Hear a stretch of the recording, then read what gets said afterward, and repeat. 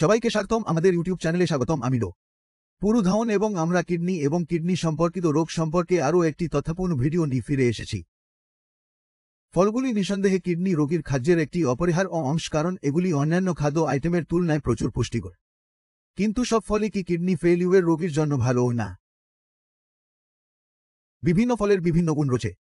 উদাহরণস্বরূপ, তারা বিভিন্ন ভিটামিন, ইলেকট্রোলাইট এবং বিভিন্ন অ্যাসিড বহন করে।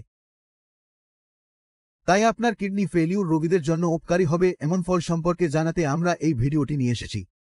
আমি আপনাকে যে ফলগুলি বলতে যাচ্ছি তা অবশ্যই আপনার ক্রিটিনিনের মাত্রা কমাতে এবং আপনার পটাশিয়ামের মাত্রা নিয়ন্ত্রণে রাখতে সাহায্য করবে। এটা স্পষ্ট যে যখন আপনার কিডনি সুস্থ থাকে না বা যখন তারা সঠিকভাবে কাজ করে না, তখন এটি সমস্ত বর্জ্য পদার্থ অপসারণ করতে অক্ষম হয়। অতিরিক্ত ক্রিটিনিন, অতিরিক্ত পটাশিয়াম অপসারণের জন্য কিডনির কার্যকারিতা ব্যাহত হয়। তাই এ বর্জ্য আপনার শরীরে জমতে শুরু করে, যা শেষ পর্যন্ত আপনার স্বাস্থ্যকে প্রভাবিত করে এবং ক্লান্তি, নিদ্রাহীনতা, শ্বাসকষ্ট, দুর্বলতা ইত্যাদি সমস্যার সৃষ্টি করে। আমি আপনাকে বলি, এই সমস্ত জটিলতা সরাসরি আপনার খাদ্যের সাথে সম্পর্কিত।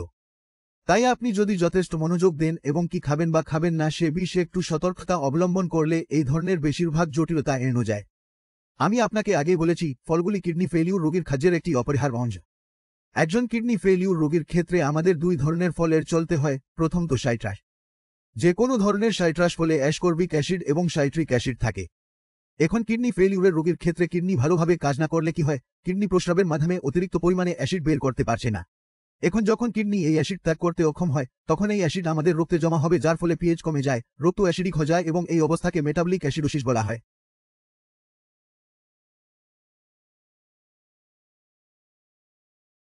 এখন ধরুন একজন কিডনি ফেইলিউরের রোগী আম, কমলা, কুইনো মতো সাইট্রাস ফল বেশি পরিমাণে খাচ্ছেন, তাহলে কি হবে?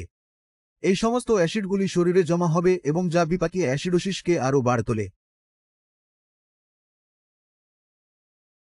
তাই একজন কিডনি ফেইলিউর রোগীর ক্ষেত্রে যখন ক্রিটিনিনের মাত্রা প্রতি ডেসিলিটারে 4 মিলিগ্রামের নিচে থাকে, তখন এই অ্যাসিড এতটা শক্তিশালী হয় না যে এটি কিডনির কোনো ধরনের ক্ষতি করতে পারে।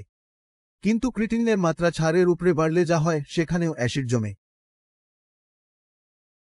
এখন অ্যাসিড এত শক্তিশালী হয়ে ওঠে যে এটি কিডনির আরও ক্ষতি করে। এই কারণেই একবার ক্রিটিনিনের মাত্রা 4 লঙ্ঘন করা হলে আমরা ক্রিটিনিনের মাত্রায় তীব্র বৃদ্ধি দেখতে পাই।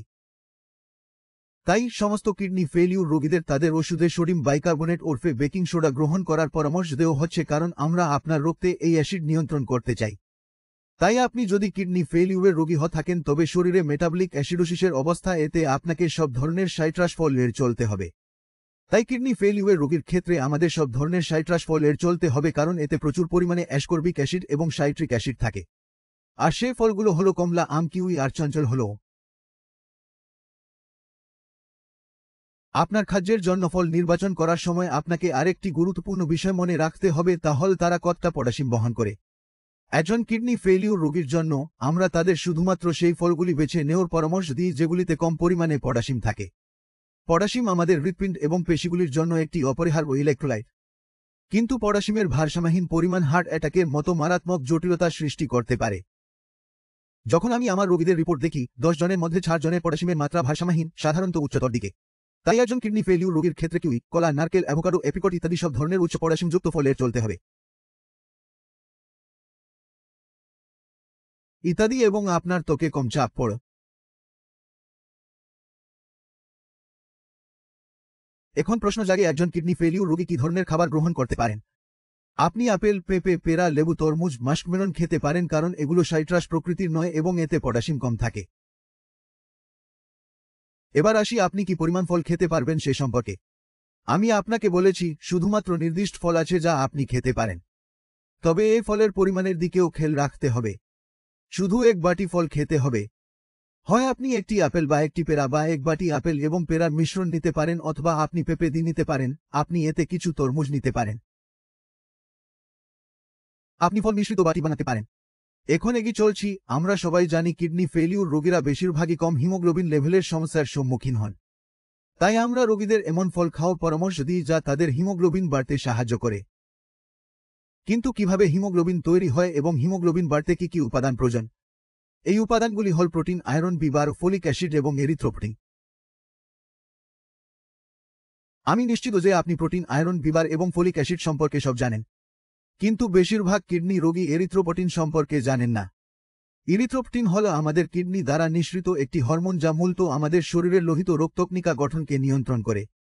কারণ এরিথ্রোপটিন একটি হরমোন যা আপনার শরীরে রোগতাল্পতার সম্মুখীন হলে আমাদের বাহ্যিকভাবে গ্রহণ করতে হবে। আমি এমন কয়েকটি ফলের পরামর্শ দিই যা এই পরিস্থিতিতে আপনার জন্য বেশ উপকারী হবে। প্রথমে ডালিম। যদিও এটি একটি উচ্চ পটাশিয়াম ফল, তবে এটি সীমিত পরিমাণে গ্রহণ করলেই উপকার পাওয়া যায়। এছাড়াও আপনাকে সতর্ক থাকতে হবে যে আপনি ডালিমের বীজ খাবেন না। তাছাড়া যদি আপনার পটাশিয়ামের মাত্রা ইতিমধ্যেই বেশি থাকে, তাহলে আপনার ডালিম খাওয়া এড়িয়ে চলা উচিত। সামনের দিকে এগিয়ে যাও। আমাদের খাদ্যে ফল যোগ করার সময় একটি অত্যন্ত গুরুত্বপূর্ণ বিষয় যা আমাদের মনে রাখতে হবে তা হল আমাদের রসালো আকারে ফল গ্রহণ করা উচিত নয়। যেহেতু রসালো ফর্মে বেশি পটাশিয়াম এবং কম ফাইবার রয়েছে, এটি রক্তে শর্করার মাত্রা বাড়িয়ে দেবে এবং স্বয়ংক্রিয়ভাবে আপনার শরীরের স্বাস্থ্যকে প্রভাবিত করবে। একইভাবে গুড় বা ব্রাউন সুগার উচ্চ পটাশিয়াম বহন করে। এতে একত্রিত পরিমাণে পটাশিয়াম রয়েছে যা একজন কিডনি বিকল রোগীর জন্য খুব বেশি। তাই আমরা আপনাকে আপনার খাদ্যতালিকায় ব্রাউন সুগার এবং গুড় ব্যবহারের চলার পরামর্শ দিই। তাই আমি আশা করি এই তথ্যটি আপনার জন্য উপযোগী হবে এবং আপনি কিডনি রোগে কোন ফল খেতে পারেন এবং কিভাবে আপনার খাদ্যতালিকায় ফল যোগ করবেন সে সম্পর্কে আপনি এখন আরও সচেতন। কিন্তু যদি আপনার এখনও কোন সন্দেহ থাকে, তাহলে নির্দ্বিধায় আমাদের বিশেষজ্ঞদের সাথে যোগাযোগ করুন। আমরা বিনামূল্যে পরামর্শ প্রদান। এরকম আরও তথ্যপূর্ণ ভিডিও পেতে আমাদের ইউটিউব চ্যানেলে সাবস্ক্রাইব করুন এবং দেখতে থাকুন। নমস্কার।